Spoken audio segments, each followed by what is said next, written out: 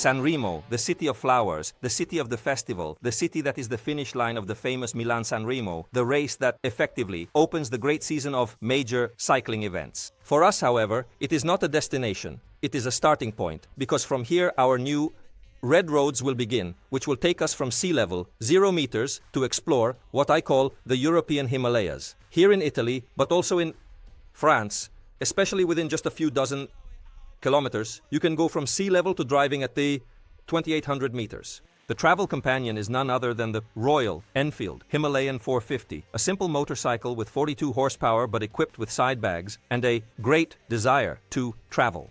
Let's start from here and explore these roads. Well, yes, this is me. Year 1989, 22 years old, my first big motorcycle and a huge desire to explore the world, my travel companion. See it in images. Single cylinder, 45 HP, 163 km/h top speed, 3 km/h top speed. It would be a perfect motorcycle for an A2 license. Back then, traveling with a single-cylinder enduro was the absolute norm, and with that motorcycle, I felt invincible. Nothing could stop me. And today? Well, today that role could very well be filled by the Royal Enfield Himalayan 450, a single-cylinder, 40 horsepower, with a strong desire to explore. One thing we can certainly acknowledge about Royal Enfield is its ability to create an allure around its models that few other brands, and none of the so-called low-cost brands, have managed to achieve. Royal Enfields have a charm. You stop anywhere, whether in the city center or at a mountain pass, and you will always find someone looking at it, observing it with nods of approval, and perhaps even taking a photo. Speaking of technology, the Royal Enfield Himalayan 450 has opened a new technical trend for Royal Enfield alongside the Guerrilla, the one based on the 4.5 platform with a ride-by-wire single-cylinder engine and a chassis that I would define as a bit refined. The fork and the adjustable monoshock are made by Showa and allow for 200mm of wheel travel, featuring progressive linkage. The brakes are Biber, and the wheels are 17 and 21 inches. And before your eyes, you find a high-level connected instrumentation. All this is to be remembered for a price, well below 7,000 euros, precisely 6,450. The weight, 196 kilo in running order. And if you're wondering why a 450 weighs so much, well, the engineers at Royal Enfield have a convincing explanation for that too. But I'll tell you about it during the video. Of course, Sanremo is our starting point, but the motorcycle didn't teleport here. I brought it myself by making the trip from Milan, 350 km of highway for this quick transfer, and also a bit to see how the Himalayan 450 performs in a situation that perhaps deep down isn't really its own. In fact, I didn't find it uncomfortable at all because I like the riding position. The seat is well supported, not too wide, but not hard even after many hours on the foot pegs, which might be slightly advanced. However, the average speed we maintained while riding from Milan to here was over 100 kilometers per hour, and you can travel comfortably at the highway limit of 130, even a bit more if you want. At that limit, the motorcycle runs at about 6,500 RPM, and above all, it doesn't vibrate at all. The vibrations only reach the foot pegs when you close the throttle, so during deceleration a bit. But when you maintain a constant speed, there are virtually none. From this point of view, Royal Enfield has really made a great engine. This single-cylinder engine vibrates little, tires little, and does its job well. It's clear that in terms of acceleration, even compared to the Guerrilla I tried some time ago, the Himalayan is a bit more relaxed. However, when you need to travel for the highway transfer to get to the road you will face, perhaps with some curves, it won't make you suffer too much. The windscreen is very small. The helmet is protected quite well, at least for someone my height. However, the shoulders and forearms are fairly exposed.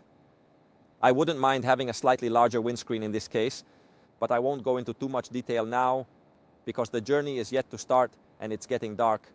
Tomorrow morning, at dawn, we will wake up to head towards the Alps of the province, trying to explore and reach the Col de la Bonette. We will make this ascent to the Col de la Bonette like climbers, taking advantage of a window of good weather after a period of really bad weather that had closed the col. So we hope it is open. It seems to be open. We'll see if we can make it while also taking some intermediate steps, which I will talk about during the video. A small note on the side is the fuel consumption, 25 kilometers per liter, while descending on the highway quite fast with a range well over 200 kilometers, completing the trip from Milan to San Remo on just one tank. As I mentioned, There are few vibrations, and I quite like the engine. Perhaps the foot pegs, as I already said, are a bit advanced, and especially a mention of merit goes to the connectivity. I downloaded the free Royal Enfield app, connected the phone super easily, and unlike 1,000 other motorcycles I've tried, the connectivity with the integrated navigator in the small dashboard of the Royal Enfield 450 is seamless.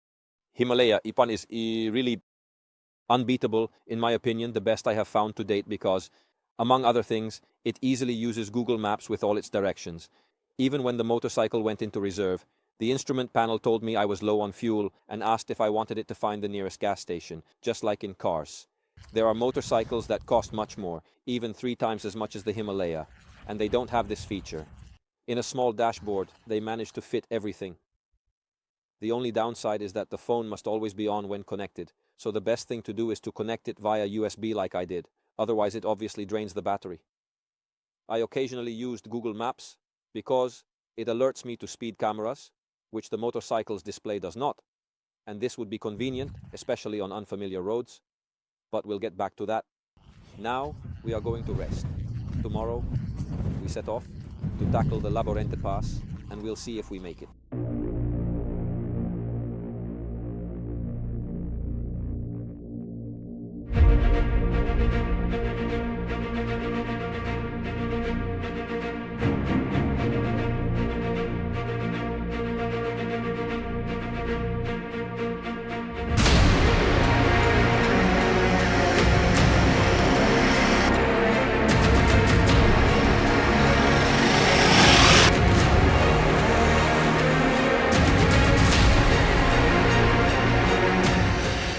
Col de Turini, 1,607 meters above sea level.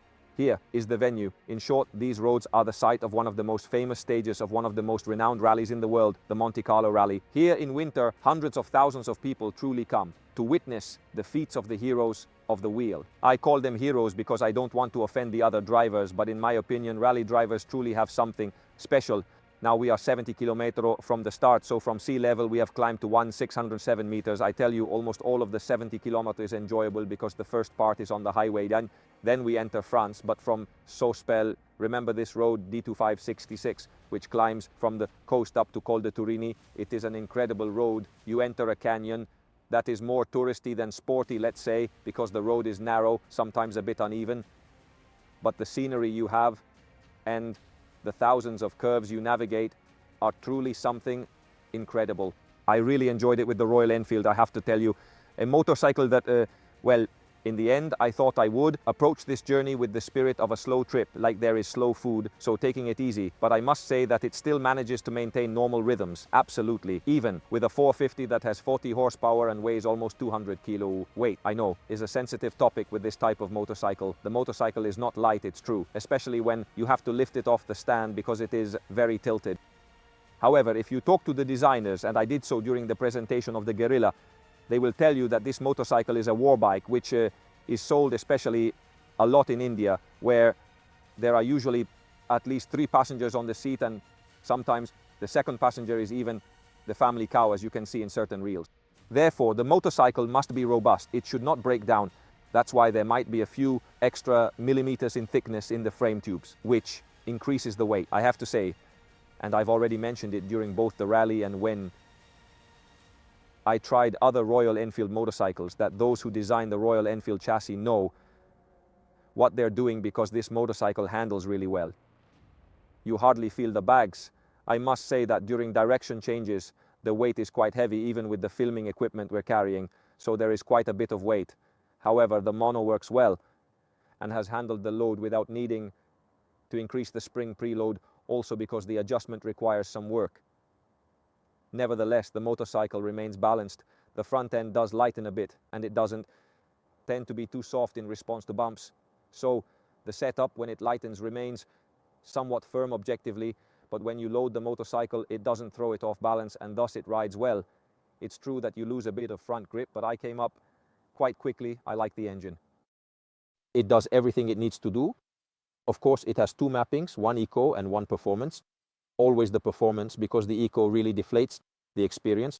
And I must say that overall it rides well because the seat is narrow at the front but widens nicely at the back, so I have no seating issues. I've been in the saddle since yesterday, so let's keep going. The braking system, also because I received some questions from someone in the stories and I will respond later, I must say is well balanced, with the rear being more powerful than you expect, and you have to pull a bit on the front. But compared to the old Royal Enfield, it's a significant step forward. You should use both controls when you want to brake hard. I particularly like the rear brake a lot. Since I'm talking about brakes, I also want to mention the ABS, which I must say is quite good on these motorcycles. Let's call them economical. We are used to having ABS that is usually too conservative, engaging very often, sometimes too often.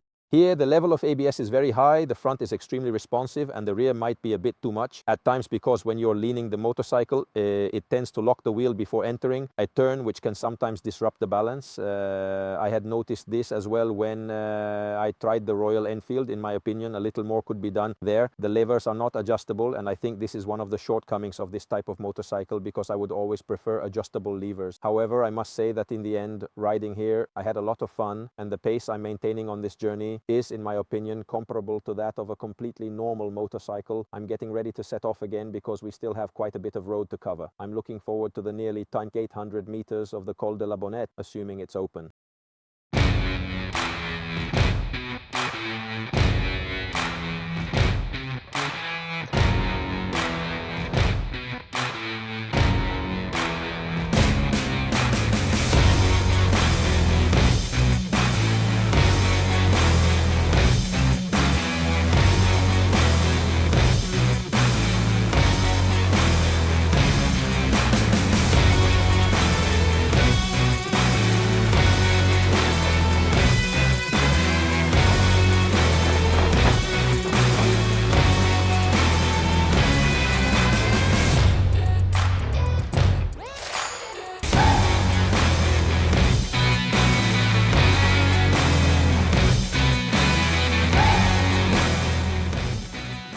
Here we are at Col de la Bonette. My altimeter reads about 2,700 meters.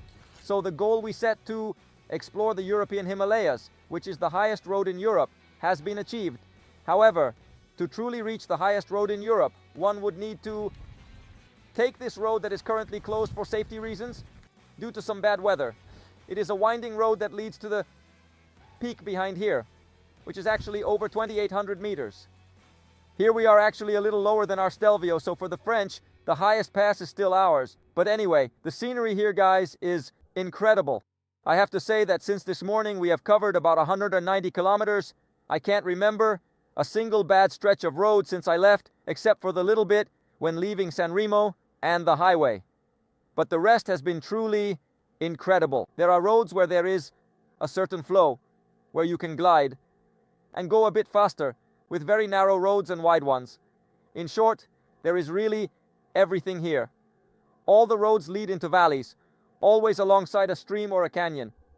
This area is definitely worth marking on the map and saying, I absolutely have to come here.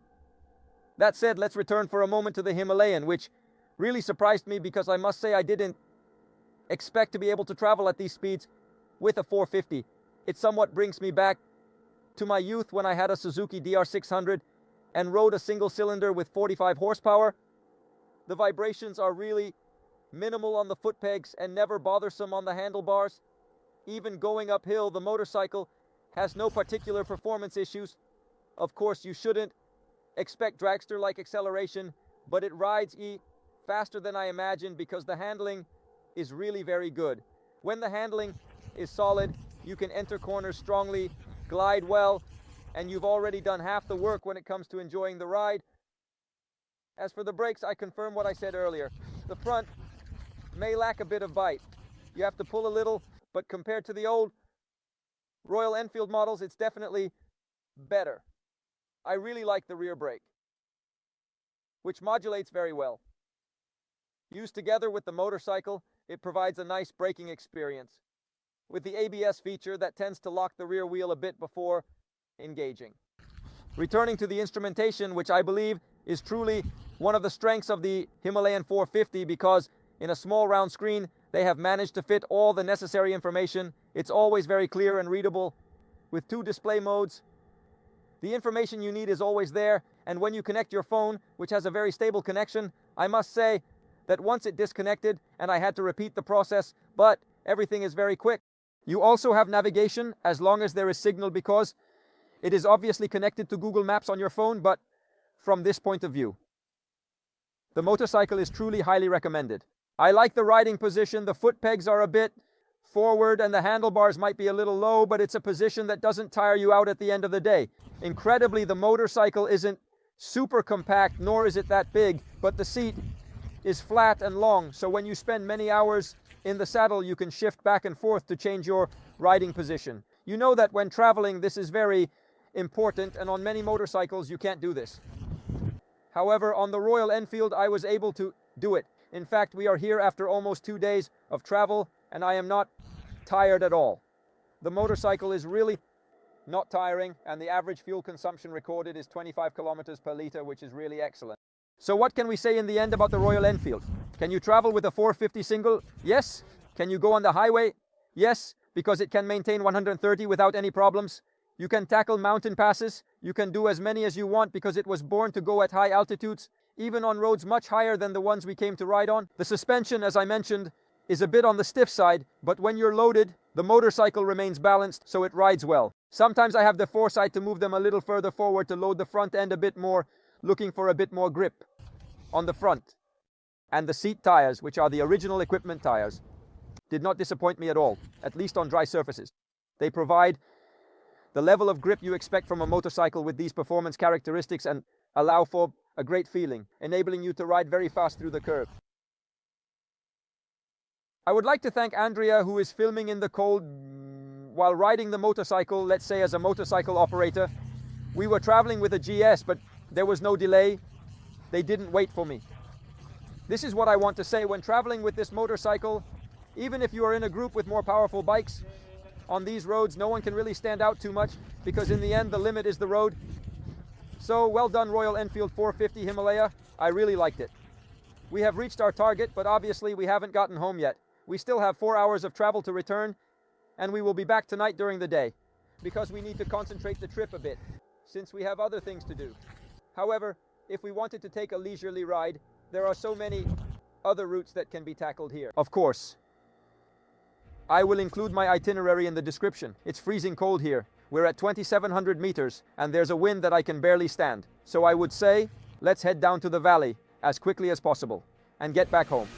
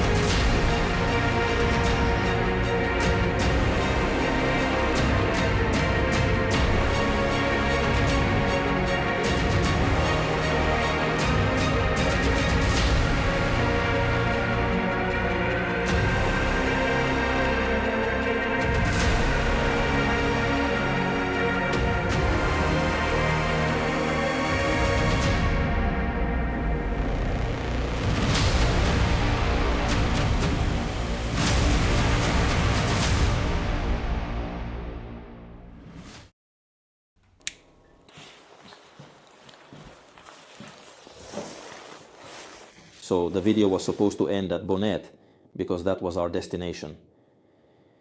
But since there were another 4 hours of travel from there and another pass climbed, which was Maddalena, 200 kilometers of highway, I wanted to finish it here in my garage, in my little box.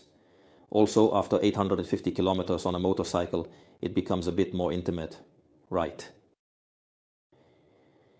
She is here with the little flies, the engine still beautifully glowing.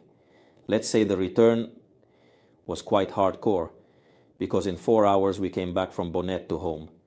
In the meantime, the motorcycle has also changed a bit, because when it was delivered it had just under 400 kilometers, and now it has almost 1,300. In fact, it has more than 1,300. The discs have been broken in, the engine has become more responsive, and the brakes are now more aggressive in terms of bite. So, well done Royal Enfield, because the little trip we took over these 2 days was interesting. 850 kilometers. And today we did 550 in one day. I speak in the plural because I obviously had the operator and the support motorcycle with me the whole time. So there were 3 of us riding and 3 passes climbed. The Bonette pass with its 2,800 meters, and then the Maddalena pass at almost 5,000 meters of elevation gain, with a 450 that has 40 horsepower, which many think isn't even capable of going to the beach on a Sunday. It doesn't seem bad at all. It's a well-made motorcycle. I must say the engine is a piece that Royal Enfield has done well. It vibrates very little when you go on the highway, at highway speeds. Let's say its sweet spot is just below 130, between 120 and 130. You can go over 140 km/h, and this engine reaches 7,000 RPM, so it's not even close to the red zone yet. However, you understand that it's a bit more under strain, and especially the consumption increases, which in my ride was about 24 kilometers per liter, but before hitting the highway, coming down quite fast, it was also around 25. So I was saying the braking has been broken in over time, and now the brake calipers, in my opinion, work well. Royal Enfield has always had very soft brakes, let's say, in terms of engagement, but here I must say that between the front and rear the motorcycle holds up well. So now even with one finger you can stop it. Suspensions, I always said, are a bit set on the stiff side. The fork has also been well broken in, so it starts off a bit quickly but provides good support. However, what this motorcycle doesn't lack, even with the luggage, is balance. A balance that allows you to ride really fast, as I mentioned earlier on the hill. When the chassis works well, you've already done half the work. You can enter the corner, you can make it flow. It's really well balanced. A motorcycle that has flow, which communicates well what happens under the wheels, allowing you to ride quickly. I repeat, on certain types of routes, it's not the horsepower that really makes the difference. There are things that, in my opinion, can be improved on this motorcycle. First of all, as I mentioned, I want adjustable levers on all motorcycles because I believe they help adjust the distance of the levers to the size of the rider's hands. I must say that here, as with the Guerrilla model, the pressure point for my hand is adequate. The dashboard, in fact, has nothing to improve because in a small, truly round display, they managed to fit everything in with always clear indications. You can program it and choose which indications to display. However, the service warning lights, such as high beam, neutral, and the indicators are a bit dim. And the turn signal indicators, in particular, are placed low and are not very visible, to the point that I often forgot the turn signal was on. The nighttime illumination, since I returned in the dark, is not bad. Obviously, it's not excessive, but you can still ride at night without any problems. The windscreen is a bit narrow. If someone wants to travel, I would probably recommend a wider windscreen, provided there is an aftermarket option. I was saying the engine is a great piece. It works very well, consumes little fuel, and can handle even under 3,000 RPM in 6th gear. It has a nice smoothness, a very flat power curve that always helps you, and it also has a good character at high revs. Moreover, as I mentioned, it vibrates little when you're on the highway, which makes life easier when you want to travel. I was asked in my stories if I trust this motorcycle because there are some issues. I say yes. I set off and covered 800 kilometers in a day and a half without any problems. If someone told me to go to India, pick one up and bring it to Italy, I would do it tomorrow and leave without any issues because I consider it a simple motorcycle, so probably easy to repair as well, but I don't think it would give me any kind of problem. The ride-by-wire is well tuned and calibrated. What I mentioned that I miss is perhaps a bit of cruise control, especially since after a while on the highway you get a bit spoiled with ride-by-wire. I would definitely add that. However, I must say that for the price at which the Royal Enfield from Himalayan is offered, there is really a lot of good. It is a solid motorcycle. It is certainly not a lightweight bike, but it works well and you don't really feel its weight too much. The same thing I said about the Guerrilla is true, because when you ride it, it has a nice flow, even when loaded with luggage, which was all packed with filming equipment. So the bike is quite loaded, and it has a bit more inertia, but I must say that it is very pleasant to ride. The tires have a positive review on dry surfaces. They do have a bit of rolling noise, but they fall within the average for knobby tires. Nothing out of the ordinary. However, I must say that these, like those I found on the Gorilla, are tires that surprised me positively for the performance they managed to deliver. The suspension, as I mentioned at the back, might be a bit stiff. It also has progressive linkage, so it's not bad. However, when I loaded the bags onto the bike, it didn't become too unbalanced and it didn't get too light in the front, which means that this suspension was probably designed to handle a load, because this motorcycle, as you know, is loaded like a van in India. So I have to say that there is always some engineering thought behind it, at least. And I also like the switches, because Royal Enfield has redesigned them for themselves. So they are definitely original and functional. Not everything in the dashboard menu is super intuitive, but let's say that for the price it offers, there are really many interesting things. Now, maybe it's time to go take a shower and wrap up this video, and we'll see each other next time. I'll be waiting for you down in the comments.